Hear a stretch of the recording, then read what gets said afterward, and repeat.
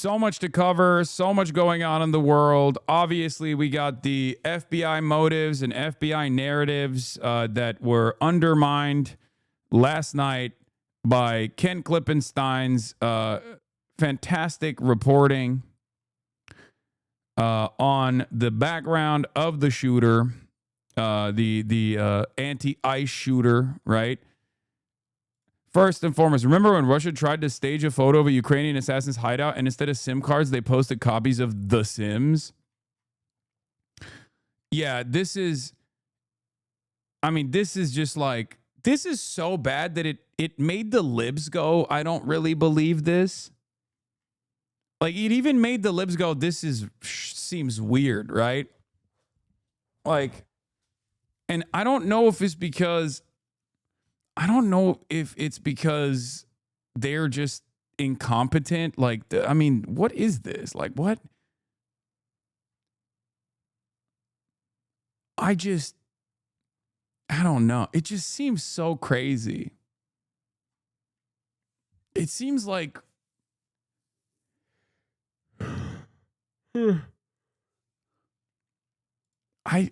if they said ICE is not poggers, that would make more sense, dude, than anti-ICE on the bullet, you know?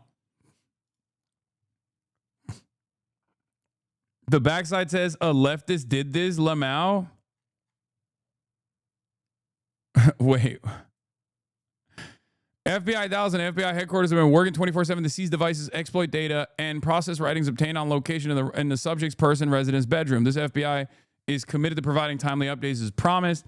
The perp downloaded a document titled Dallas County Office of Homeland Security and Emergency Management containing a list of DHS facilities. He conducted multiple searches of ballistics and the Charlie Kirk shot video between 9:23 and 9:24. Between 8:19 and 8:24, he searched apps that tracked the presence of ICE agents. One of the handwritten notes recovered read, "Hopefully this will give ICE agents real terror to think. Is there a sniper with AP rounds on that roof?" Further accumulated evidence to this points to indicated high degree of pre-attack planning. The FBI will provide further updates when able. So, yeah, they're trying to tie this to like the ICE tracker apps, you know, like all of the grassroots mobilization against like ICE presence. Like they're gonna make that illegal too, I think. And I suspect they'll also simultaneously be like, yeah, not only do we have to make sure that these like grassroots ICE tracker apps are totally illegal because this fucking person used it clearly, that all leftist organizing is illegal as well. And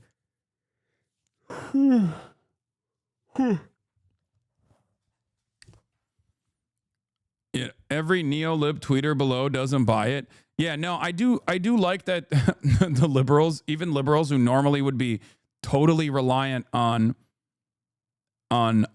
government, like official organs of the government saying anything really, have looked at this and been like, nah, this doesn't make a lot of sense.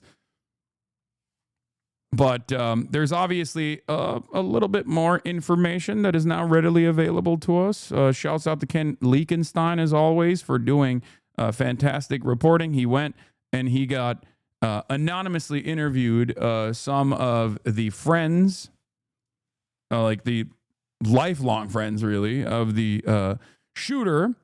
And he revealed that the ways in which the FBI has concocted this like left-wing anti-fascist terrorism narrative is not great.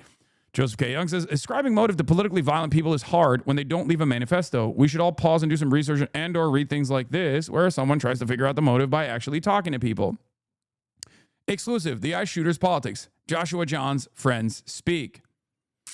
The deadly sniper attack on a Dallas ICE facility this morning seems straightforward, with anti-ICE engraved on the unspent shell casing recovered from the scene, per the FBI. But after interviewing several of the alleged shooter's former friends, the picture isn't so clear. Within minutes of the shooting, FBI Director Kash Patel posted on X, while the investigation is ongoing, an initial review of the evidence shows an ideological motive behind this attack. See photo below. Now, what's crazy about it is, like, I need you guys to understand something. The FBI should not be doing this for two different reasons. One, in this circumstance, the investigation is irrelevant, really, because, like, the shooter died, right? He killed himself. But in situations where there's an ongoing court case, you're not supposed to taint the evidence by immediately coming out in public and creating a narrative framing around the situation. That's not something you can do. That's not something you should be doing in general, okay?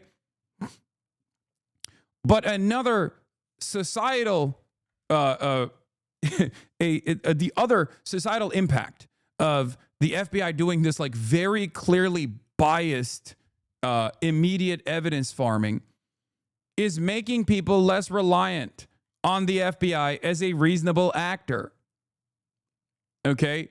This is genuinely a problem. If you believe that we have to be a nation of rules and laws and you have to have like at least some commitment to these institutions that are going to be infallible to a certain degree, they're going to abide by an incredibly high standard when they're doing these sorts of investigations. Like, you can't be doing shit like this. I hate to sound like a liberal, but this is a ridiculous thing to do. You can't be running around and being like, this is a bad guy, and I found out exactly what their biases are, and I'll have you know, it might come as a surprise, but the shooter was exactly the opposite of my worldview and was very clearly acting out in a way that I want to, in all of the groups that I want to silence and suppress. You can't do that.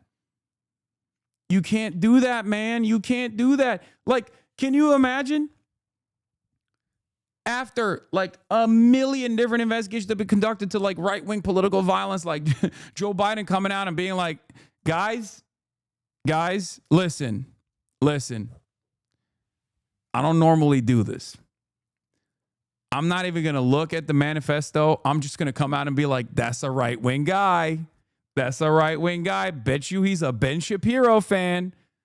We got to start taking care of these Ben Shapiro style content creators. Like, that would be insane. And then having the FBI reveal this information immediately without any sort of serious investigation being conducted into the matter. So it's even worse when there is, it's even worse in the Tyler Robinson case because the shooter is not dead. So there is not only an investigation that will be conducted, but also a court case that will happen in the aftermath of this, right? You can't do this with Luigi Mangione in the way that the law enforcement agencies and people in positions of power have done. This actually taints the jury pool. This is like you're biasing, you're creating an environment, a narrative bias before due process takes place. It's grounds for a mistrial. Like, what the fuck are we doing? This is so ridiculous. Obviously, it's not going to happen, right? Given the severity of the crime, it's never going to happen. But like, under normal circumstances, that is unironically what would take place. Okay? Being in this administration just feels like a race to the bottom. Everyone is trying to get out their Twitter posts as fast as possible for clout. Literally an administration of influence. I know. You can't be doing that. You can't be doing that, little baby. If you want the FBI to be like a serious institution that people still respect, you can't be doing that. Get Kash Patel fucking out of there, man. What the hell?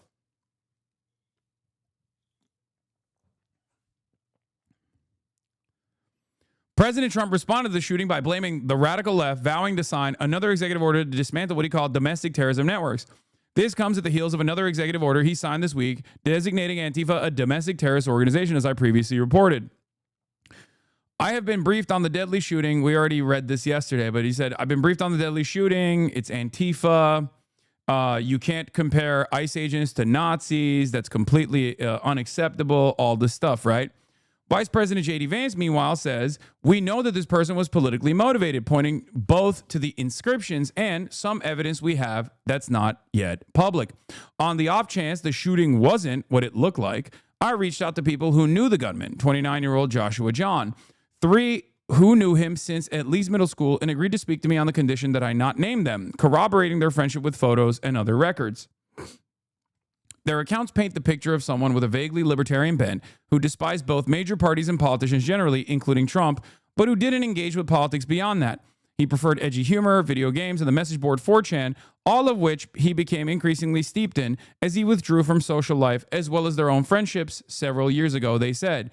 None of his former friends believed the anti-ICE inscription could possibly be sincere, feeling such a serious political statement was anathema to who John was.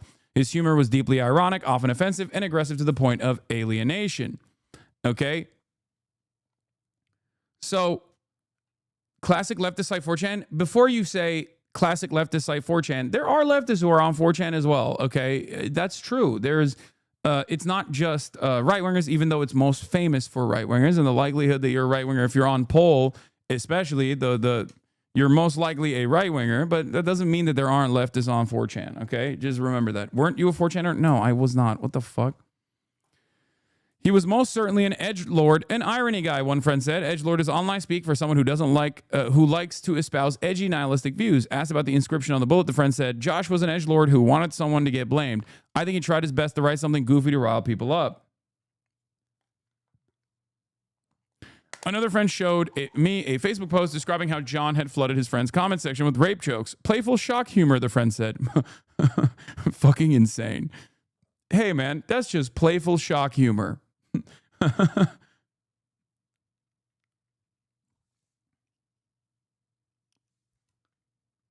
FBI update is live.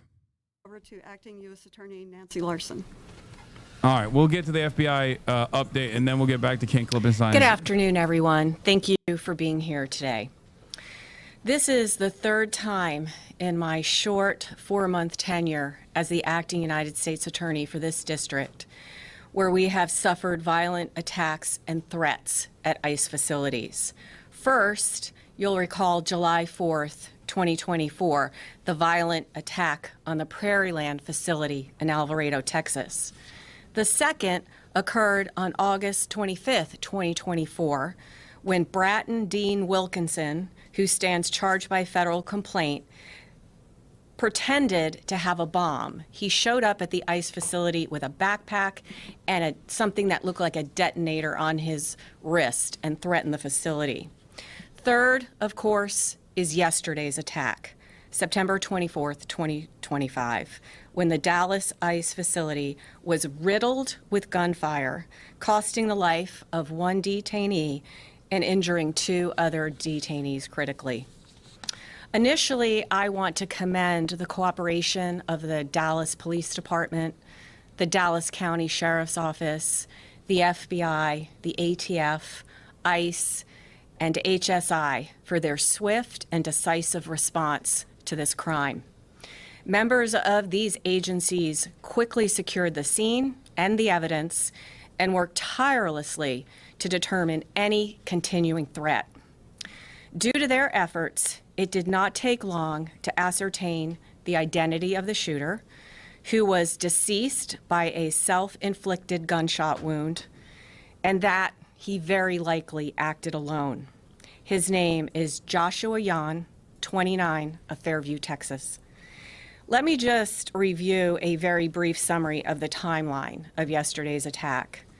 We believe at some point around 3 o'clock in the morning that the suspect was seen driving on footage with a large ladder on his car. And we believe that that is what he used to position himself on top of the building. The shooting itself started at approximately 6:30 a.m. After the shooting started, Dallas Police Department arrived en masse, secured the scene. Law enforcement officers found the sniper dead. They found bullets on the rooftop, one of which was labeled with the words anti-ICE. That morning, gunshots sprayed the length of the building, the windows, and law enforcement vans that were in the Sallyport area. Detainees were struck by these bullets. 1 was killed, 2 were wounded, and both of them are undergoing treatment. Shortly thereafter, the FBI began its meticulous work at the crime scene. At the same time, we obtained and executed multiple search warrants yesterday for devices and locations associated with the sniper. FBI agents executed a search warrant at the sniper's residence yesterday, and there found a collection of notes. First, I want to point out that one of these notes or papers, the sniper explicitly states, yes, it was just me. That statement appears to be correct at this point in the investigation. Notably, these loose notes included a game plan of the attack and target areas at the facility. He called the ICE employees people showing up to collect a dirty paycheck. He wrote that he intended to maximize lethality against ICE personnel and to maximize property damage at the facility. He hoped to minimize any collateral damage. What the hell? That was a crazy F. Hello, I'm back. I'm here. Injury to the detainees That was crazy. and What any happened? other innocent people. It seems that he did not intend to kill the detainees or harm them. It's clear from these notes that he was targeting ICE agents and ICE personnel. It's weird. There's something weird is taking place. My bit rate dropped. Sallyport. He also hoped his actions would give ICE agents real terror of being gunned down, and he did this to induce constant stress in their lives. He hoped his actions would terrorize ICE employees and interfere with their work, which he called human trafficking. And this, what he did, is the very definition of terrorism. Again, his notes reveal, yes, it was just me and my brain. And he said, good luck with the digital footprint. And of course, we take this to mean that he deleted evidence from his devices. His words were definitively anti-ICE. That said, we did not find evidence of membership in any specific group or entity. Nor did he mention any specific government agency other than ICE. Among his papers, though, but that's not going to stop us from being like, this is Antifa. In which, in crude words, he expressed his hatred for the federal government. Finally, I want to address the heroism of our federal agents yesterday. While under fire, ICE agents and ATF agents who were also present in the facility's Sallyport area worked together to remove detainees from the van You're 45 and get to 50 them seconds to behind. No, safety you are. while the bullets There's no were fixing flying. the ingest now for me. These agents I'm going were direct heroic, to Twitch. clearly willing to lay down their lives to save the lives of the detainees in their custody. And that's an extremely important point to make at this point in time. I want to express my deepest appreciation for the bravery of these law enforcement officers yesterday and every single day that they go out there to keep us safe. I'll now turn it over to FBI Special Agent in charge of the Dallas field office, Damn, Joe bro. Rothrock. I mean, Thank that's you. not going to stop them. That's not going to stop them from being like, this is a classic case of Antifa. Good afternoon. Terrorism. Classic First, case. I'd like to start by thanking our acting United States Attorney, Nancy Larson, and her office for their support during this investigation. My name is Joe Rothrock, and I'm the Special Agent in charge of the FBI's Dallas field office. Yesterday morning, Joshua Yan carried out a targeted, ambush-style attack on law enforcement. Today, I will provide you with some updates of what we've learned through our investigation to date, to include Jan's own words in his handwritten notes. Jan specifically intended to kill ICE agents. He fired at transport vehicles carrying ICE personnel, federal agents, and detainees. He also fired multiple shots into the windows of the office building where numerous ICE employees do their jobs every day. We now know that Jan engaged in significant high degree of pre-attack planning. He searched for information about the office building and how to track ICE agents' locations.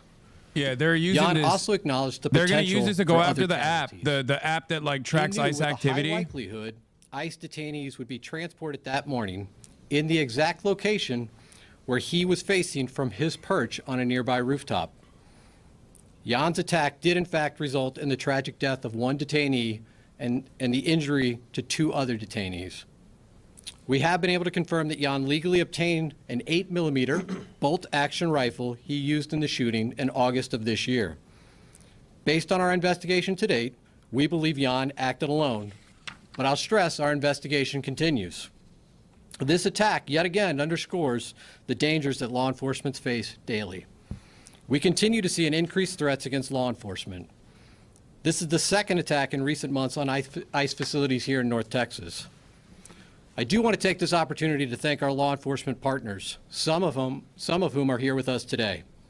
When Jan began firing, agents from both ICE and the ATF put themselves in the line of fire to move individuals off the transportation vehicles in an attempt to protect and rescue those that were injured. I want to thank them for their bravery. The So Dallas they could be Police subsequently Department and the Dallas deported County to Sheriff's El Office Salvador. also quickly responded to the scene without any hesitation and ran towards danger. Ultimately, they located the shooter, who was deceased by an apparent self-inflicted gunshot wound. I want to thank them for their prompt response and dedication to protecting and serving their communities. I also want to thank our partners that have assisted in this investigation. The Fairview Police Department, as well as our partners in Oklahoma, to include Bryant County Sheriff's Department, Durant Police Department, and Choctaw Nation Light Horse Police, as well as our personnel from San Antonio and Oklahoma City within the FBI that assisted. The FBI has dedicated its entire breadth of resources to ensure this investigation is completed thoroughly. The FBI stands with our law enforcement partners, and today we express that the attacks against law enforcement officers will not be tolerated. While we believe Jan acted alone, we are still asking that anyone with information about Jan or his activities report that to the FBI at 1-800-CALL-FBI or at www.fbi.gov/Dallas ERO shooting. And with that, I will turn it over to Director Charles. Good afternoon. My name is Marcos Charles. I am the ICE Executive Associate Director for Enforcement and Removal Operations. The attack on ICE's Dallas field office yesterday was tragic. And while our hearts and prayers are with the family of the detainees who were shot, the evidence is clear that this was intended as an assault on ICE personnel who come to work every day to do their job. Violent rhetoric has led to over 1,000% increase in assaults on ICE officers, and it has to stop. Oh, my Lord. In contrast to those who would demonize our men and women, yesterday they're our going to make brave it officers illegal ran to back hurt into the danger, feelings along with of ATF, our cops and partners, ICE to officers. save the detainees while shots were still being fired. It's crazy. Those ICE officers just showed the world who they really are. Law enforcement officers who want the best for our country. That's First ICE. and foremost, Integrity, courage, excellence. talking too much about the They were humanity willing of the to put their detainees lives on the line is an to pull own goal detainees here. out of the transport van to get them to safety. They are heroes, and I hope the media has the integrity to shine a light on this story. Enough is enough with the harmful lies and violent rhetoric. It has to stop.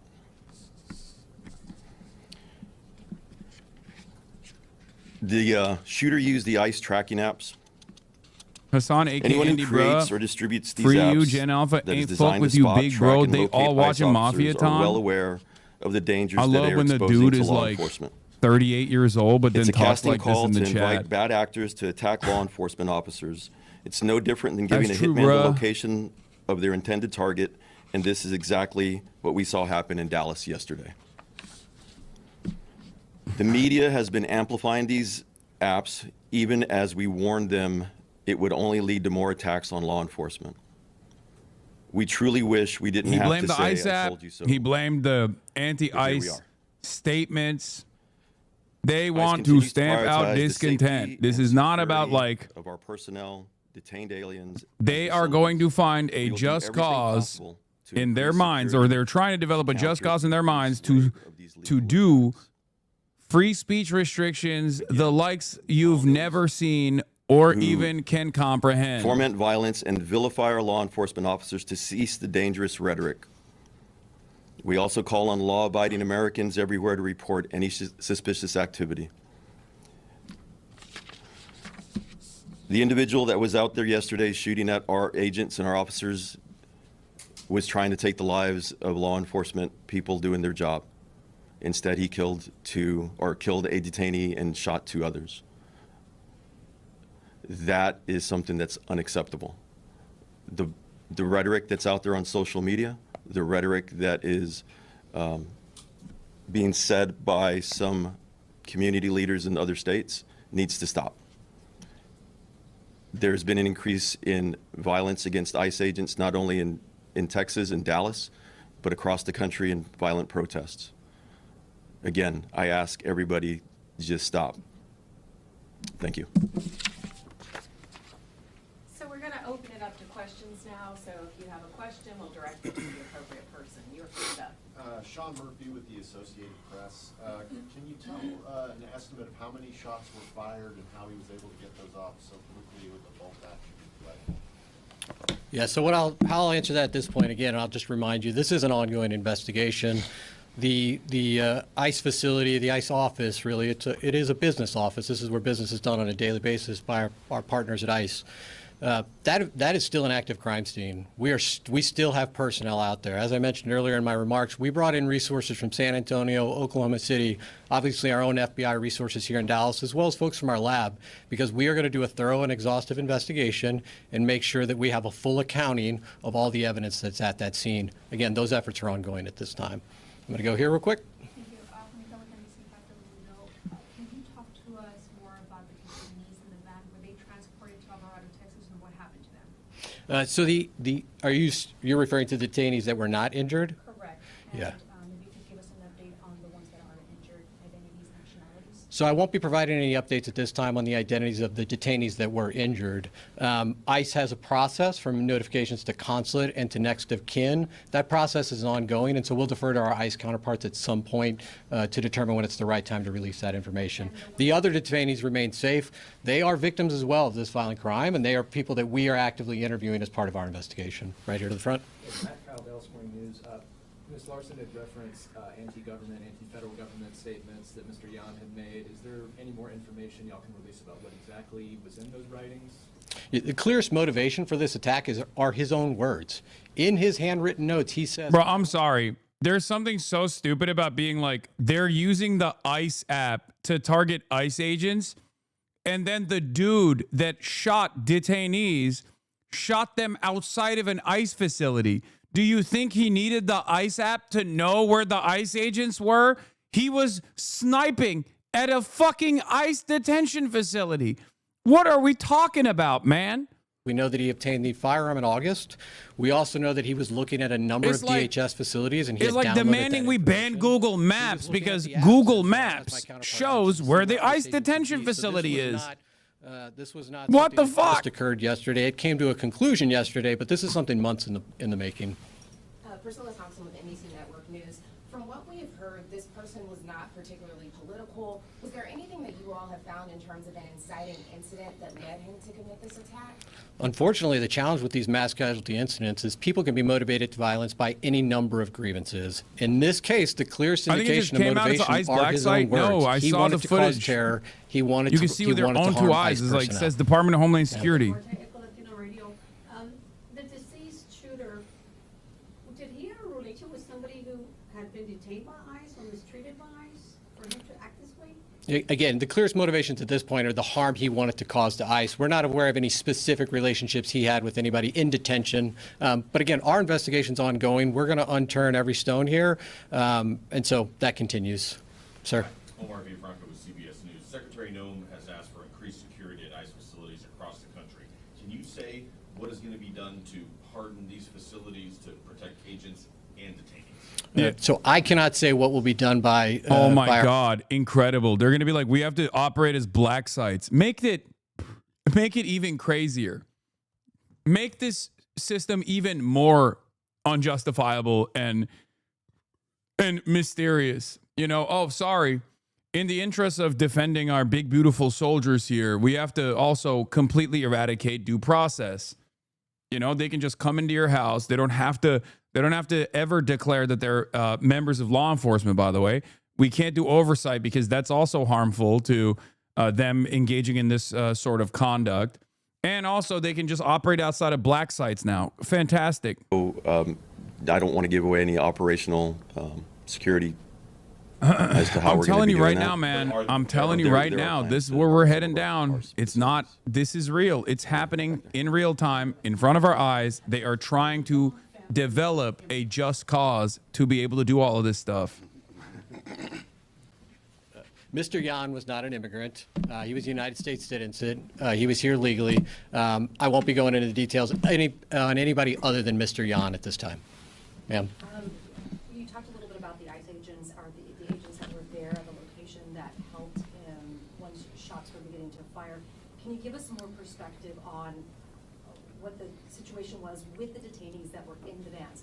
Were they handcuffed? Were they shackled? Why weren't they able to get out of the vehicle by themselves? Again, these were individuals that were detained by law enforcement. There were multiple transport vehicles at the facility at that time.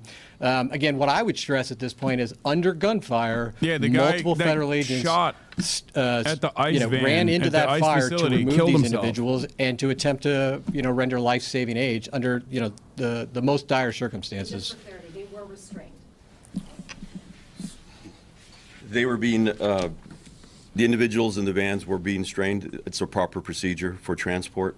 The individuals that are brave men and women that went out there to go help and rescue were the ones that were injured and could not leave the van on their own. And we know that that's common, because we've seen obviously transports before, so we just wanted clarity to understand why they weren't able to leave on their own. The other individuals that were in the van were able to leave on their own. It was the ones that were injured were unable to exit the vehicle. Sir, you, yeah.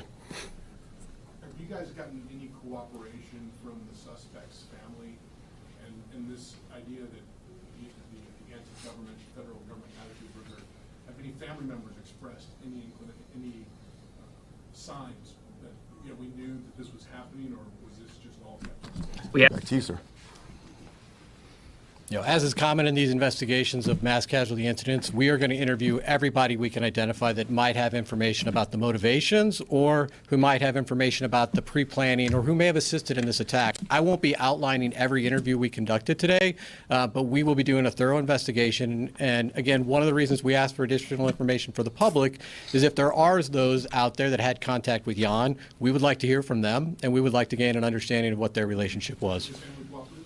I won't be going into details about other aspects of the investigation. Larry, WFAA. Can you expand on why you believe that he acted alone here, and can you go into it all, any activity he may have? Why is the FBI protecting ICE here? What do you mean? They're all a part of the same federal apparatus of law enforcement. What? Of course they're going to protect ICE. What are you talking about? So again, especially the now totality more of than our ever, investigation the includes federal interviews, mechanisms of law enforcement are completely at the direction of the We're president's. certainly looking at Completely at the direction of the presidency. They don't care about anything. Like there's never been more of an overt attempt to bias investigations, to go along with the needs and the demands of the administration. Like it's just. What'll happen in the coming days with that facility? Are there detainees being held there? It's Have they all all been taken straight away? up Is it operational? at the mercy. It is going to remain an the active whims crime of a scene for some madman. time. Again, we will be there as long as it takes to make sure that we've captured every piece of physical evidence. Emma Ruby with the Dallas Observer. You mentioned the one bullet that was found with kind of ideological writing on it. Have any of the bullets found around the scene had any writing on them, or is it just the one? Again, active crime scene. We're still collecting physical evidence. Jim Schultz with ABC News. Around the crime scene, when this car was actually being towed, there was some writings on that vehicle. Can you give us a sense about what those were and how they play into your investigation? So the vehicle was searched as part of our investigation. I don't have additional details to share with you now about any writings, but certainly if we have updates, we'll provide those in the future. Ma'am. Ashley Killer with CNN. Y'all mentioned that he used a ladder to position himself. Did he use the ladder to get on top of the roof, or is that where he? Yeah, Is that where his body was found? he was found on top of a neighboring roof. We believe he used the ladder to access that roof. Sir. David with Fox News Channel. Was suicide part of his plan all along, or was he cornered by law enforcement? His handwritten notes indicate that he did not expect to survive this event. Sir. Kevin Reese, WFAA. A personal question, if you would dare. Can you explain to people in this climate what it's like to be an ICE agent right now? As I had said, the ICE officers that are out there right now, you've seen them in multiple times on the news. They're out there doing their job with courage and honor. Yes, there is a heightened sense. Again, we will never talk about what their job entails. Their job is to literally go out in the streets, wear masks, and violently apprehend and kidnap random fucking Americans or people working on U.S. soil. Okay? Many of which they apprehend at the point of their court appointment. Like, these are people who are playing the legal game that has been designed to fuck them over. They're going to their job sites and they are apprehending them. They have guns, they have masks on, they come out of unmarked vehicles. It is totally ridiculous that these guys will just be like, oh, they're just doing their jobs. They're just doing their jobs. Yeah, a slave catcher was doing his job, you know? The Gestapo was doing their job. Some jobs are unjustifiable. I'm not even in the business of saying that there is no reason for federal law enforcement to exist. Obviously, I'm not, I understand the necessity for an organized unit that is supposed to abide by certain principles. Okay, I get it. Having said that, when we're talking about ICE, simply saying it's just a job is ridiculous. Like, the job is quite literally to mass apprehend innocent people, declare them criminals, and punish them severely for the crime that is, under different circumstances, considered a civil offense. Like a moving violation. You know what I mean? Like, imagine we're doing this for jaywalkers. There's a real issue with jaywalkers in this country. We got to fucking apprehend them. We got to apprehend the jaywalkers. You have been found jaywalking.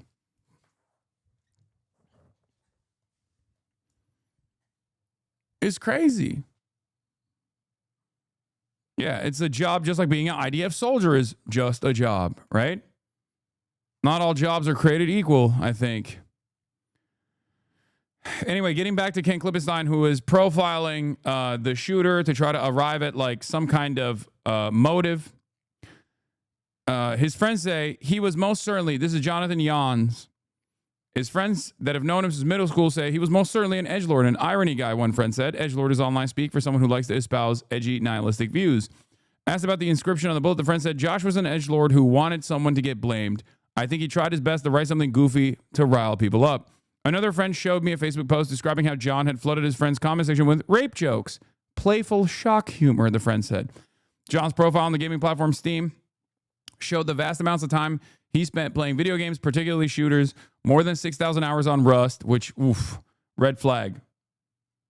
Okay. That's, no disrespect to Rust, but bit of a red flag there, 3,000 on Team Fortress 2, 1,000 on Left 4 Dead 2. He even found time to play 3.5 hours in the past 2 weeks, the account shows. Among the dozen or so usernames he used, one was reading #impeachment. When I asked if this wasn't a clear reference to anti-Trump politics, his friends recoiled at the idea that he would express opposition to Trump so sincerely and straightforwardly. Instead, they saw it as a part of his broader ironic persona, poking fun at the anti-Trump resistance types. Hanky Bob, clan tag. Users also played as Sam I Am. That said, one friend recalled that when Trump first came to power, Jan was not a fan, though he had contempt for mainstream politicians in general. His friends say he had more of a libertarian bent, with one recalling an interest in the libertarian figure Ron Paul. You know what's really funny about the ideological motives that people try to ascribe to, instances of political violence, like people who have engaged in acts of political violence, is that we have such a silly view of the average American, which I always point to when talking about the median voter. Identifying the politics of a median voter is a virtually fucking possible, okay?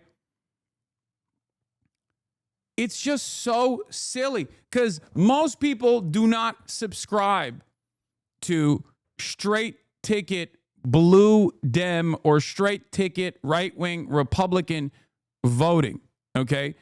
There is more consolidation ideologically within the right as opposed to the liberal side of things, for sure. But having said that, even then, it is virtually impossible to understand what the average American, especially the average American that doesn't vote, even though he is eligible to vote, is genuinely impossible. Okay? It is incoherent. There are many people in here that if someone from the outside was looking at your social media profiles, they would be like, what the fuck does this guy believe? I don't understand it. I can't associate it with any sort of like mainline established political ideology. Okay? Still, the friend who recounted Jan's dislike of Trump insisted that there was at least a kernel of seriousness to the username. If it was ironic, it's half irony, where you're half kidding, half serious, just in case, he said. He was never really into politics, especially not politicians, said another friend who had known Jan since age 8. He was into politics only in the 4chan sense, contrarian, provocative, boundary pushing for laughs, not conviction. 4chan, the anonymous message board where provocation and irony are the coin of the realm, was apparently one of Jan's favorite haunts. His abrasive humor is where his friends describe his opinions on him diverge the most, with some describing it as amusing, but others as grating, especially as his online persona bled into real life. I mostly stopped talking to him when he took his 4chan irony stuff into daily interactions, one friend told me. He was becoming unbearable. Once he dropped out of college, he had no obligation to be social, and none of us reached out due to his edgelord behavior. Oh my Lord. This is, you know what's really funny? A lot of mainstream voices, especially on the right, constantly are now trying to point the finger of blame at like edgy nihilism and like political violence in my direction. And so much of what I try to do is to snap people out of this. Like literally, if people come in here and watch me for half a day, they will realize that a big chunk of what I am combating is exactly this: the social isolation that comes from finding yourself steeped within like incel, extremely online, irony poisoned, nihilistic circles that basically push your real life social interactions into the background as your online persona, under the guise of anonymity, becomes more and more your real world persona as well. And it causes people around you to go, ew, gross, get the fuck away from me. This is a big part of the reason why I always say touch grass. This is a big part of the reason why I always say be fucking normal. Okay? I would have to say you're doing a terrible job. Yeah, that's unironically the most untrue thing you could say, because there are a shit ton of people in here that have found not only a sense of community online, but also have found themselves doing more productive shit in the real world as a direct consequence of me urging them to stop and shake themselves out of this like weird, deep, dark, nihilistic fucking internet-based online circles that they find themselves in. Whether it be going out and working out, whether it be urging them to join it, their local organizations and things of that nature. I wasn't able to find anyone who, with insight into Jan's more recent views, something that his friend said was unsurprising given his withdrawal from social life over the past few years. If you're having trouble finding people besides immediate family who knew him, that's part of the story, one friend said. Every mutual friend drifted away over that kind of edgelord behavior. A fledgling version of Jan's humor appears in the following YouTube video since removed from when he was a high schooler, a tongue-in-cheek parody of tech advice videos. Hello there, Facebook user. Are you tired of scrolling through your Facebook feed mindlessly? Well, there's a solution. You can unlike all your crappy pages. The following audio recording of Jan bombing at stand-up comedy was shared with me. It drew a comparison by one friend to the 2019 Joker film starring Joaquin Phoenix as an off-putting loner who also tried and failed at comedy.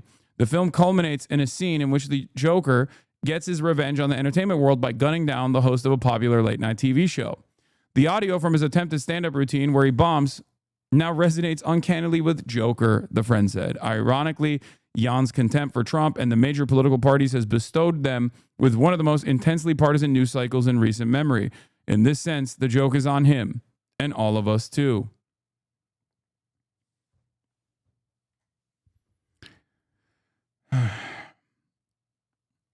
This still doesn't mean that the shooter has no profiles in or has no ideological profile that could be left slanted in any capacity, in any way, shape, or form, for the record.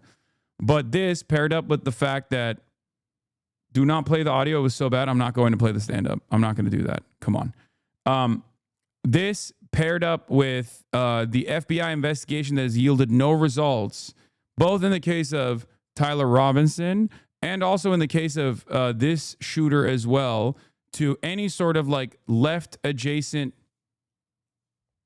groups, like left adjacent associations, makes it much harder for the government to develop a profile that would justify significant incursions on free speech.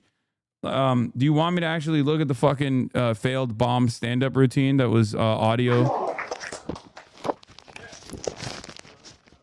I guess it could like show us a little bit more of the background, but it's from 2019. Was at the Dallas Comedy Club last time. All right, so I'm going to start out with talking about something pretty serious. My buddy was talking to me the other day about reality TV, and he didn't like it too much. He said reality TV should never be played on TV, and I was all taken aback, like, whoa, dude, come on. I have some extremely bad insecurity issues about myself. They constantly eat me up alive. And reality TV is a remedy for that. That's a perfect remedy. And it applies I'll to be me, honest, so.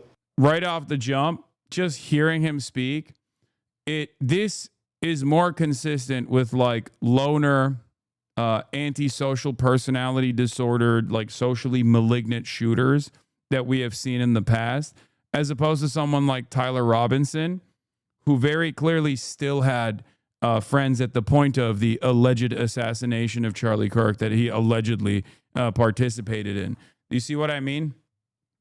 Like, this reminds me more of like a Thomas Crook style individual where their politics are indecipherable and it just like kind of doesn't make sense.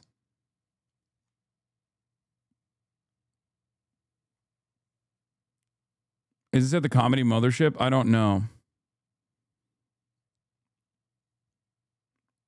As far as like Luigi Mangione or Tyler Robinson goes, their background does not correspond to like the average profile.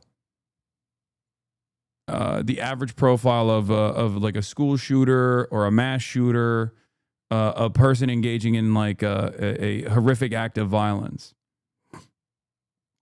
This seems to be more evidence that the political shooting is supplanting the school shooting as a path to notoriety for suicidal and nihilistic, socially maladjusted individuals. Yes, this is my argument as well. This is what I am seeing as well, especially because these things have a tendency to create copycats. In the past, and I said this yesterday, in the past, when people wanted to make a name for themselves, when someone was like a socially maladjusted, isolated, alienated, sometimes mentally ill person, right? And they had suicidal ideation.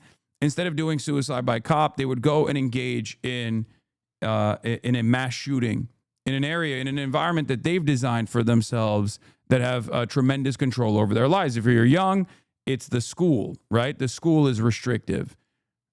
If you are older, it's your workplace, right? It's your resentment. It's the resentment that you experience that you associate with a hierarchy that holds you back, right? But I think a lot of these people have now realized that given how much school shootings have become commonplace, it doesn't actually it doesn't actually end up getting you the broad recognition and the constant back and forth. Like, what's the reason why he did this? What's the reason why he actually, let's try to identify the motives. Let's like dig into the background of the shooter. Because like the evidence itself is built in. I mean, look at the Annunciation Church shooter, right? Right-wing profile, insane, highlighted a bunch of fucking white nationalist mass shooters. That was a story that was around for like 2.5 days. And then people made their partisan motives, people made their partisan framework very clear in that process. And then they just fucking moved on. So you don't get the same level of elevated profile from stuff like that. So then you see, I think, people engaging in acts of political violence potentially, because they think this will allow people to, this will give them more notoriety. And if I were to like try and dive into the mindset of a person like this, if I were to dive into the mindset of a person like this, I suspect that this is for them a way to chase fame, a way to have a semblance of control over their lives when they feel like they've completely lost all power. They have no way of developing autonomy. They feel alienated. They feel isolated. They don't have any friends. They don't have any purpose in life. And they feel like this is a way to become powerful in their own minds. This like sick, twisted way to try and get notoriety and therefore some kind of power even after they die.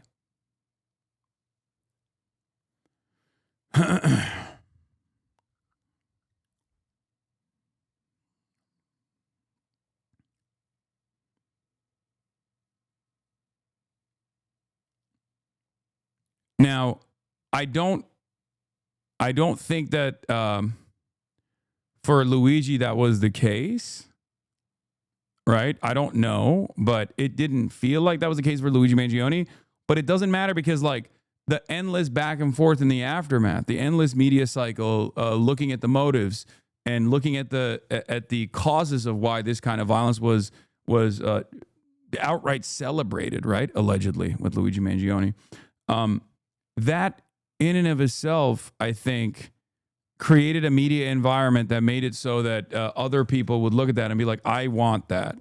Like, I want that for myself. I want this kind of fanfare, or I want this kind of endlessly diving into the background of someone like me, little old me, becoming high profile.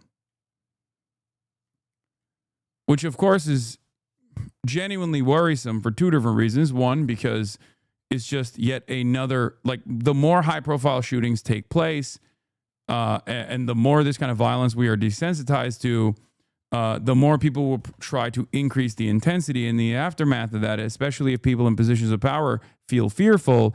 They will greatly clamp on those who they believe are responsible for this kind of radicalization. And it'll never be the systems themselves that are radicalizing people. It'll never be like the cost of paywalling healthcare for many Americans that universalizes that experience for them. It'll always be people like myself. You know, it'll always be a media figure that played a role in this. And for the Republicans, it's very clear. It's not just people like myself either. It's also the Democrats as a whole. It's anyone that considers what Donald Trump is doing to be Nazi behavior, fascist behavior.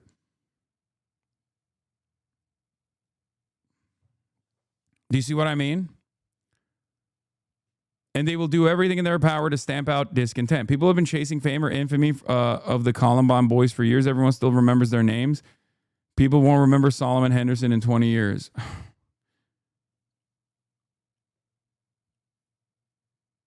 Yeah, the irony, of course, is that the increasing frequency of these kinds of violence, these kinds of violent incidents, also leads to an overall desensitization to these kinds of violent incidents. And therefore, it causes people that are chasing infamy by engaging in this incredibly violent act to not even get that infamy anyway.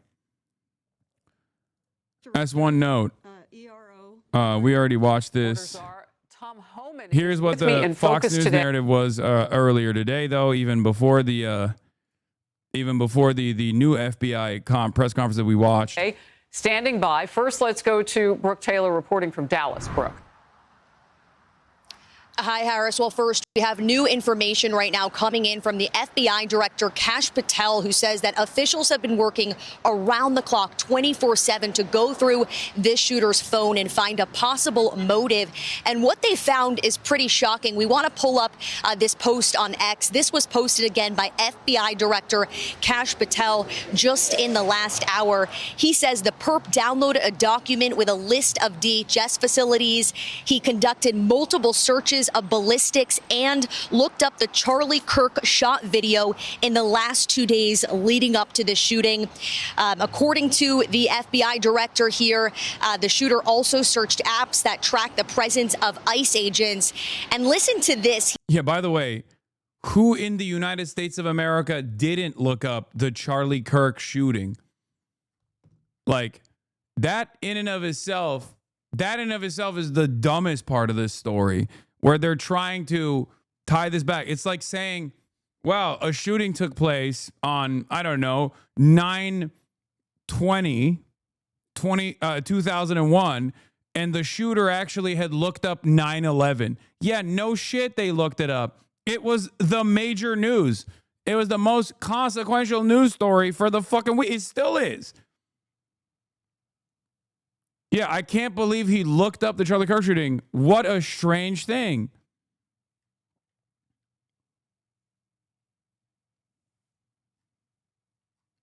It's probably the most normal thing that the shooter did that week. He says that there was a handwritten note that was recovered that said, quote, hopefully this will give ICE agents real terror to think, is there a sniper with AP rounds on the roof? The FBI also released a picture. Yeah. Micah Irvin says, breaking, FBI Director Kash Patel has released the private messages of the Dallas immigrant shooter. Close friend, hey, Chuck Schumer and Hakeem Jeffries have radicalized me to do violence against ICE. I remember you mentioning this at our last Antifa meeting. Will you be committing the act in solidarity with the Democrat Party? I'll be aiming at ICE officers, but I'm cross-eyed, so wish me luck. Sounds good. Also, I'm trans, as you know. Like, that's what it feels like. That's what it feels like. That's what it feels like. The way that the FBI is like, wow, we have found some serious stuff here, guys. It seems that the shooter was a straight ticket Democrat, okay? And also loved the communism that Nancy Pelosi was advancing in America.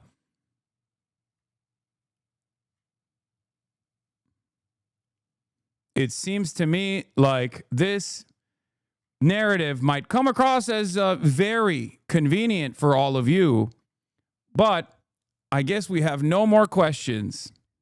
There it is. The communist Hakeem Jeffries.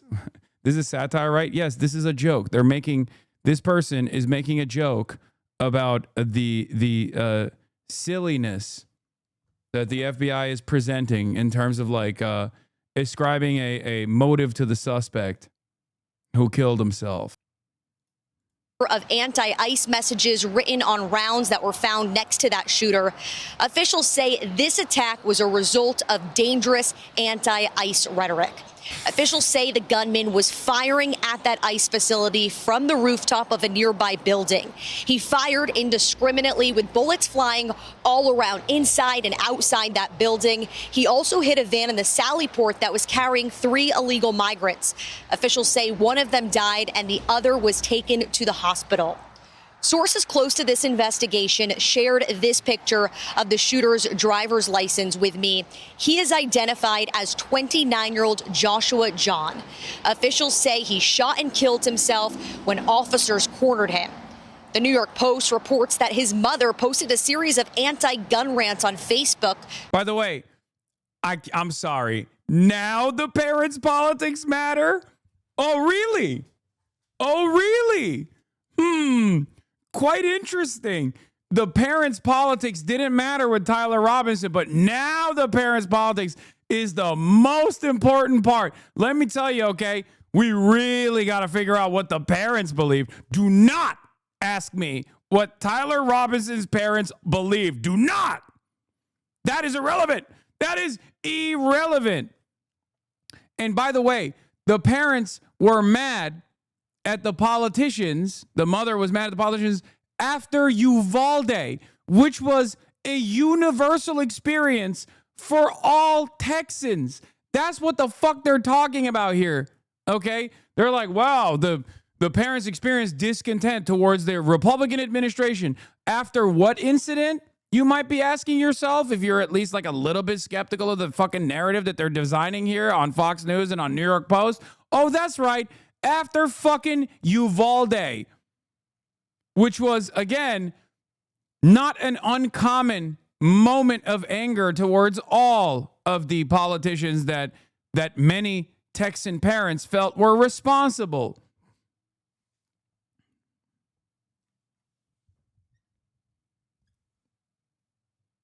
Just a few years ago, those rants were aimed at Republican lawmakers, including Senator Ted Cruz, who spoke here at this press conference yesterday. Politically motivated violence is wrong. It was 2 weeks ago today that we saw a political assassination in Utah that tore the heart out of much of this country. Is saying all Texans not a bit of a broad stroke? Do you not remember the aftermath of Uvalde? Do you think that Republican Texans in the aftermath of Uvalde weren't mad at the cops and also the administration as well?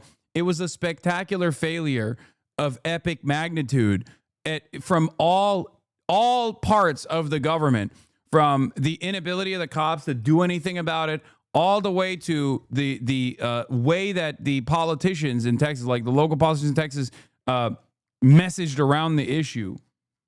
It was universal. It was universally felt, the anger and resentment, for different reasons, but there was definitely a lot of fucking frustration. Yeah, 377 cops sat outside the school for 77 minutes, man. What are you talking about? You think fucking Texan parents weren't mad? There were literally parents of Uvalde kids that basically infiltrated the school themselves, took matters in their own fucking hands because they saw that cops weren't doing shit.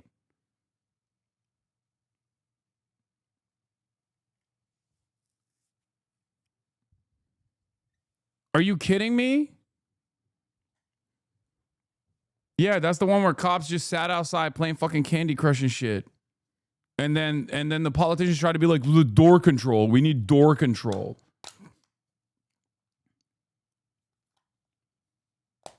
Yeah, they were arresting parents that wanted to get their kids and stuff. Like, it was crazy. It was one of the most insane stories of coming out of Texas.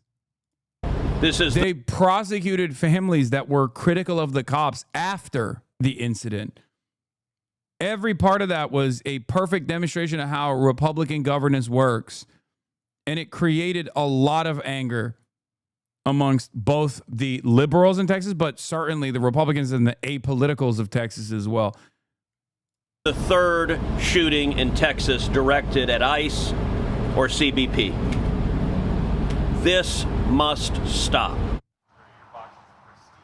And at the same facility, there was a bomb threat in August. And then in July, a police officer was shot in the neck in an ambush-style attack outside of an ICE detention facility here in Alvarado, Texas. But Harris, there has been a lot of questions about what the motive is. And I think weren't those dudes vets too? The ones that did that? That didn't get a lot of coverage in the media because I think that they were fearful that that would invite copycats too. But I'm pretty sure it was a bunch of fucking Marines that did that. Again, remember, I warned about this. I talked about this even before the election, as I brought back historical examples. As Donald Trump was running around talking about Operation WB, okay, won't say the word, it's a slur. I talked about how these kinds of mass deportation initiatives invite a lot of resentment from the local population where you do it. And people who might be previously Republican, people who might have voted for the party in charge to do these sorts of things, once implemented, will have a very different attitude. Okay? Donald Trump was running around celebrating Eisenhower, in the aftermath of the Bracero program, doing mass deportations of those of Mexican background, including American citizens of Mexican background, for the record, all the way down to the migrant workers that they had brought into the country, and the people that were hunting down the marshals that were trying to do this deportation policy were the fucking Texan ranchers. Documents and what the FBI director, Kash Patel, just put out paints a pretty clear picture there. Brooke, thank you very much for getting us started. I want to bring in now Tom Homan, border czar. And you have been warning us about this as a country for months. You have said this on this very program. If you have just a moment to stand by, I'm going to play you saying what you knew would happen. I said 2 months ago, Harris, that if this rhetoric didn't stop, there would be bloodshed. And I'm telling you, it's only a matter of time before there's an incident where an ICE agent's going to have to take a life or an ICE agent's going to lose a life. Being compared to Nazis and racists, that it's going to end with the use of force, that either a criminal is going. I think one of the quickest ways to not be compared to the Nazis is to not do Nazi shit, by the way. Like, conscientious objectors, demands from within to say, like, hey, what we're doing is actually unconscionable and wrong, because it is, right? But instead, they are going to stamp out discontent. That's what they're going for. They're going to keep up the brutal enforcement of mass deportations, and people's resentment is going to continue growing towards these mass deportation initiatives because they are objectively violent. And anyone that actually experiences anger against this kind of thing for watching their neighbors get ripped apart from their families by masked agents of the state that are simply following orders, okay? They're going to be like, that's some Nazi shit. What the fuck are you doing? And then they're going to come and arrest you too for saying that's Nazi shit. Oh. Going to die or an officer's going to by the way, he says, oh, this is only going to lead to ICE officers like murdering someone. It already has, for the record. It has. die. It's going to end up with a loss of life, and it's not over. I mean, Says you law, it's very rare to see people call you Nazi, but anybody, including especially the most insane people ever, can go online and call you a Nazi. Says Marxist love. What do you mean? I don't think you are around. I don't think you're around normies at all. Normies don't like this shit, dude. It's very obvious. Also, calling your fucking political opponent a fascist or a Nazi, especially post World War II, is quite literally one of the most common things that people do. Go so far as to say that normies experience this kind of discontent towards the administration and are more willing to say this is fascist, this is unacceptable, than people calling me a fucking terrorist in the real world as opposed to online. Especially because the fault lines in which people call me a terrorist are on an issue that has swung societal attitudes dramatically in my direction. Can you imagine an average person turning around and being like, oh, you oppose Israel's genocide? You're a terrorist? Especially now in broad daylight in public? Nobody's fucking doing that. That's ridiculous.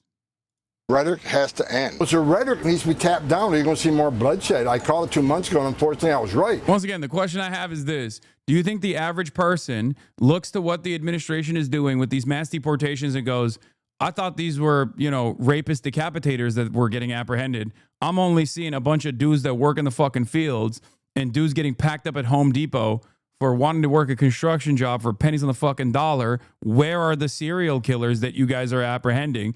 This is fucked up. I see that a lot more common. What do you think is more common in the normie sphere? People looking at that and going, that seems like some fucking Nazi shit. Or people running around being like, oh, you oppose Israel? You're a terrorist. What do you think is more common? Intent towards the administration for specifically its mass deportation policies, or discontent towards those who criticize Israel for doing a genocide. Look no further than the polls to realize that the popular support is both against the administration on ICE and also against the administration and its unlimited loyalty demonstrated to Israel as it conducts a genocide. And then now the new chapter of a detainee being the person who was killed and another detainee, a couple of them wounded in all of this. Your first reaction? I wish I was wrong, but I've seen this movie before. I've been doing this here since 1984. I got over 4 decades doing this job, and I've seen this movie before. I've never seen it this bad, but the rhetoric is what's causing all this hate, and it convinces that small percentage on the left that hate ICE to take action. When they have a congressman or someone that ran for vice president of the United States comparing ICE to Nazis, that gives some of these nuts and emboldens them to take action. And there's been 3 shootings in Texas alone. There was a gunman that showed up at a Border Patrol facility and started shooting at them. He picked the wrong facility. He picked a SWAT facility, and those officers ended up taking his life. Then there's a shooting just south of Dallas where they attacked an ICE facility and 1 officer was shot in the neck. Then this latest incident. This is based on hate that's being fueled by the media and members of Congress and governors and mayors. You played it on your show. We got to stop. ICE agents are enforcing the law Congress enacted. If you don't like what ICE is doing, then go tell Congress, because they wrote the laws that ICE is obligated and took an oath to enforce. They're making this country safe again. Every day they take a public safety threat or a national security threat off the street, it makes that community safer. All these politicians and mayors and governors should be calling President Trump and thanking them for making their community safe again. You know, the president has been talking about the high numbers of people that you all are looking at, and this was a processing center, or is, in Dallas, and that's kind of the last step before many of them will be kicked out of the country because they came here illegally. Again, they can't even speak to the humanity of those who were shot and are critically injured or killed. Because if they do, then all of a sudden it's like, well, you were chaining them. You know what I mean? It's so crazy. It's such a strange environment that we're in, where like this dude ended up shooting and killing a detained migrant. This dude ended up shooting and killing a detained migrant that was like kidnapped by ICE. And because on the one hand, the higher priority here is to justify that mass apprehension, mass detention, mass kidnapping initiative, you can't recognize the humanity of those who were slain. But also on the other hand, you want to really hype up this incident of political violence. And a part of that requires you to talk about the humanity of those who were slain. There's 2 different priorities here. On the one hand, they want to fucking stamp out any sort of political dissent, and therefore they want to make this like a broad leftist initiative. But on the other hand, because the people that this dude shot and killed were detained people who deserve the violence in the eyes of the administration, right? Maybe not that degree of violence, but even if that degree of violence does take place inevitably when they're in like an El Salvador detention facility or whatnot, it's still justifiable in their eyes because like they came here illegally. What are you talking about? They're clearly obsessed someone was killed. Really? When someone is killed, you turn around and go, they're an illegal alien. We are so sad that this illegal alien that we detained and basically put in chains was murdered. It feels like that's a bit of a conflict there, no? Those numbers, are they higher than what we thought? Like, where are we in the numbers of people that you are looking for right now? Well, look, last time I looked, we're at about 600. I agree with the czar. This won't end well at all. Once the left gains power, the right will be the one shooting for not agreeing with the way since things are handled. Not good for anyone, to be honest. I like that we are just avoiding talking about the current existing system of violence that's taking place. We're fantasizing about hypothetical violence that might come in the aftermath of like left seizing power somehow and then dramatically restructuring American society in this left vision. And then there will be right-wing violence that takes place. The mind of a centrist is incredible to me, okay?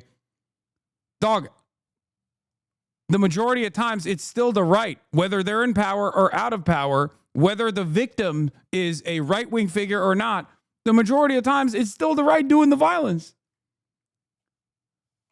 Not that it matters ultimately. I think like this kind of back and forth on like where this political violence is coming from, I find to be a silly, foolhardy endeavor, because violence is a constant in American politics, both at the systemic level, but also certainly decentralized acts of violence as well.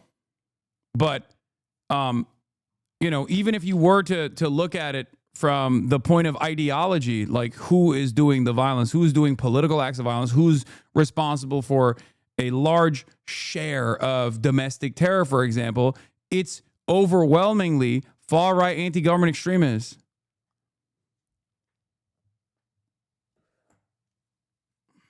Thousand illegal aliens with a criminal history walking the streets of this nation, mostly because of sanctuary cities. So they are the priority, right? Mm-hmm. So we're looking for them first. Worse is always first, but in sanctuary cities, if they're going to force us in the community to find a bad guy, and we find them with others, they're coming too. So sanctuary cities are... It turns out in the absence of like a unified left opposition that is like very well organized and engaging in acts of like labor militancy, for example, or even engaging in acts of violence as like the KPD did during the Nazis' rise to power, it turns out that the right-wing administration in the United States of America will just invent one. They'll invent like a left boogeyman that they must stamp out. And in the absence of any sort of counter message from the left flank party, okay, the liberals, the Democrats, they can just get away with lying. They can get away with building a villainous force, even when all evidence presents the exact opposite reality. But remember, this is, I always repeat this, and it's really important. It's actually a big part of what I talk to the New York Times about, is that right-wingers can get away with violent political rhetoric by simply pointing to the pre-existing systematic forms of discrimination that have been normalized. That's why they don't have to be like, you got to take matters into your own hands and start fighting back or anything like that. No one has to ever say that. Ben Shapiro can run around and simply present the existing form of violence, like whether it be ICE deportations or whether it be police brutality that disproportionately targets black and brown communities and underserved neighborhoods, poor communities, and say, we want more of that. And broader societal attitudes do not automatically read that as someone demanding more violence. During the Jim Crow era, for example, you could look at the unjustifiable practice of segregation, an inherently violent practice that had inherently violent outcomes. And as long as you were not demanding lynchings, or even in some instances you could demand retribution of the sort, it was not seen by broader society as someone demanding more violence. It was seen as someone that was demanding the systems to exist in the exact same way. But if you said, we have to fight back against this, then you could be presented as someone who is actually violent. You're going against the existing law. Why wouldn't you want separate but equal? I mean, equality, it's right there in the name. It's separate but equal, right? Saying, well, they're arresting non-criminals because you forced us into the neighborhood to find that guy. And when we find them, many times with others, we're not going to turn our back. We're not going to force a law that Congress enacted. We're not going to uphold the oath we took. If you want less collateral arrests, then let us in the damn jail. We're safe for the agent, it's safe for the alien, and it's safe for the community. But they won't do it. Look, we were always careful with the Nazi comparisons here in Germany for a reason, because there are levels to oppression and right-wing ideology, but the shit going down in the U.S. literally goes by the Nazi handbook. Not only the rhetoric, but the whole ideological skeleton. And this Horst Wessel shit with Kirk proves the point again. ICE literally behaves like the SA. Oh, for sure. And like, remember,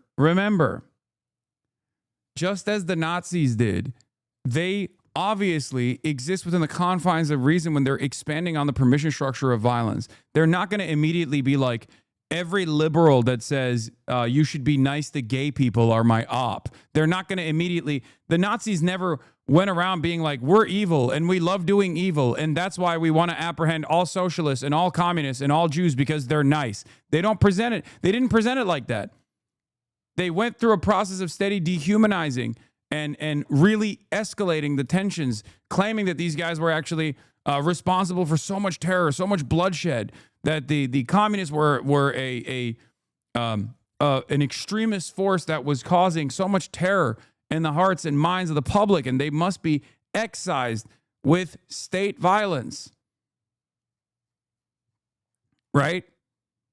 They presented it ahead of time. They presented it as like the reasonable position. People have such a funny black and white understanding of like fascism and how it develops and how the out groups are presented and how the in group is presented, because we have like, I guess the hindsight bias here. Like we assume that the Nazis were just like, hello, we are the bad guys. We love doing bad shit. All of our opponents, they are the good guys. They love doing good shit. But because we are the bad guys, we are going to do bad things to them. That's not how that works. That's never how it's worked. There has never been a system of violence that was enforced and defended by those in positions of power while simultaneously recognizing that they're bad. Of course.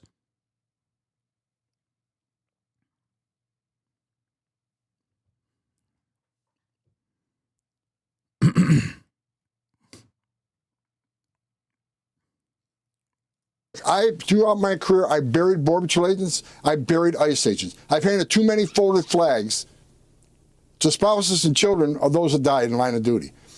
For God's sake, stop the rhetoric. Let's sit down and talk. But you can't keep attacking these men and women. They're patriots. Okay, for God's sake, I'm turning into Tom Homan. For God's sake, stop mass deportations. Stop mass apprehensions. It is unjustifiable. It is evil. It is violent. Please stop it. We say it all the time. Nobody listens. Please stop it. Please. It's just like, oh, why don't we just debate it? It's like, what can we debate? Nobody's listening. It's not like there isn't mass discontent against this sort of stuff. There is. You know what I mean? It's like there are polls conducted on this, okay? This was Trump's most popular policy, okay? And once implemented, very quickly, especially in areas where it was implemented by force, people didn't like it. Even people who voted for Trump didn't like it. Why? Because it was built on a mountain of lies. The notion that like undocumented migrants were responsible for a large share of crimes on U.S. soil was a lie. It was the actual opposite of reality. Okay? And the extra silly notion that when these undocumented migrants were doing crimes, that they would not get apprehended and subsequently deported in the previous woke administration was such a fucking laughable lie that I'm shocked that people even entertain that, even for a brief moment. Like, what an insane thing. All the cops, all the ICE agents, all the people, all the judges under the Biden administration were like, oh my God, are you a Guatemalan migrant? Well, we caught you red-handed. You decapitated children. But we simply can't do anything about it. You're free to go and decapitate more children. Like, that's an insane fucking narrative. That is an insane narrative that they designed. And in the absence of no pushback from the left flank, in the absence of no pushback from the Democrats ever on these silly-ass fucking narratives, of course, the administration came to power and was like, there's the serious thing happening. There's the serious thing happening. Guatemalans are mass decapitating children. We have to fucking deport all these serious criminals that were previously left undeported by the woke Brandon administration. Okay. And then people very quickly realized that was not the case. Why are you deporting a gay Venezuelan barber? Why are you deporting a guy who's just working construction, who's a fucking union member? Those guys didn't do shit. I thought this was the violent rapist decapitators that were being deported. Turns out none of these motherfuckers have done that.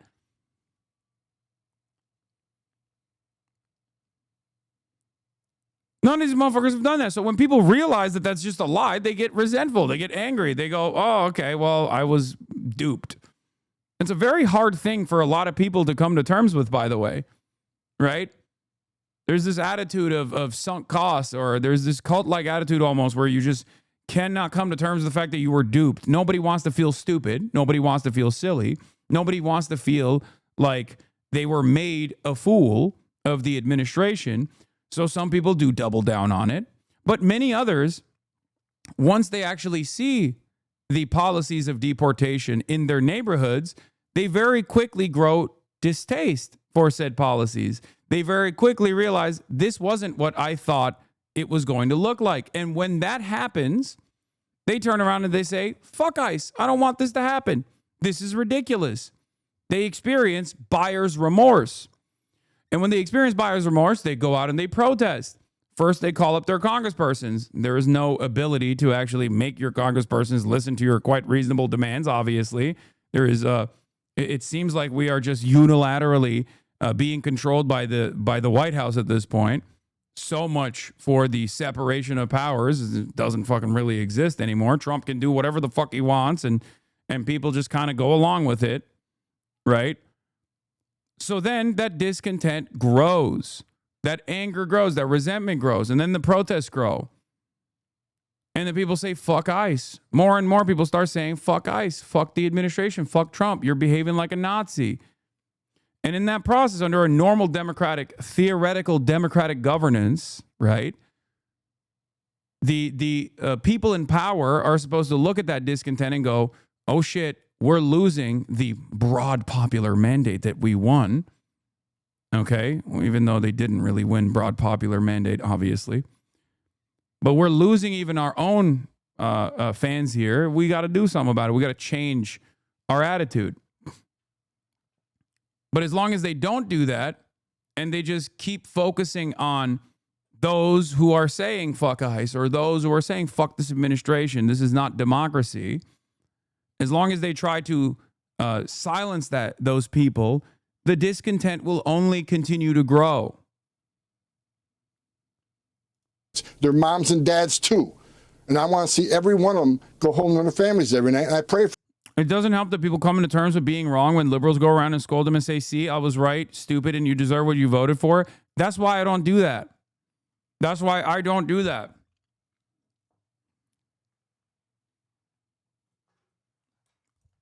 I never do that. I don't do that about Israel. I don't do that about anything. Because that's not productive. Okay? That's not a productive way to approach this situation. We need the numbers. You shit on everyone. What do you mean? No. When have I ever shat on someone who has experienced a change of heart? As a matter of fact, I even yelled at liberals in the immediate aftermath of the election that turned around and said, oh, now I'm calling ICE on my neighbors that voted for Trump that have undocumented relatives. I said that was ridiculous. I said that they were playing the role of little fascists. I talked about the hypocrisy. I talked about the violence that they take on and how little they clearly gave a shit about this kind of violence taking place. I know people were being passionate, tensions were high and whatnot. But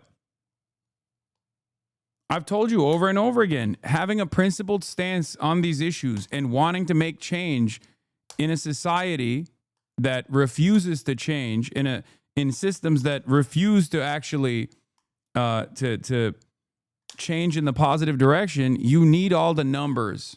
You need all the numbers you can get. That's why I always try to preach to this audience to be more tolerant of those who in the past have exhibited intolerance, right? It's a big part of my argument. It's a big part of my advocacy.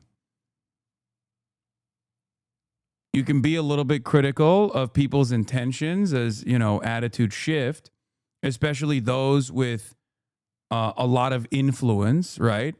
Having said that, however, it's still important, especially when you're talking to regular people in the real world, it's still important to be as accepting of those who have actually changed their minds on these sorts of things, no matter how vicious they might have come across initially. Because we need them. We need them. We need everyone. That. And I pray for the safety of those we're looking for. No one needs to die. There's no death sentence here. Let ICE do their job. Let them take. Yeah, go ahead. I'm sorry. No. I wanted to just give some receipts for what you're saying. So there have been 9 notable anti-ICE or anti-CBP attacks, acts of violence during President Trump's second term. And just last week, violent protests, and this is the video after the scroll that I wanted to show. Just last week, violent protests broke out at an Illinois.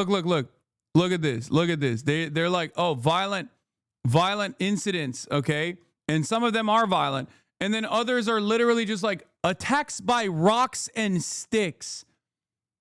That's crazy. Anyway, as I was saying, it's crazy to look at the asymmetry here, right? These are dudes with like high-grade military equipment that are that are going around to fields where people are working and mass apprehending and arresting them under the suspicion that they might be Mexican. And then when someone goes, nah, fuck that, and like throws a rock or a stick, that's like, this is the most violent incident that has taken place. And a lot of Americans actually do operate on this boundary where they go, yeah, you can't do that. What the fuck do you mean? Yeah, you're going to get shot. It's like, if you have an anti-violence position that is consistent across the board, you should be in utter horror at the systematized version of violence that is unfolding in front of our eyes. When you got a fucking unaccountable military being applied domestically to your neighbors that are getting mass apprehended for a minor crime, only to be deported to an El Salvador slave labor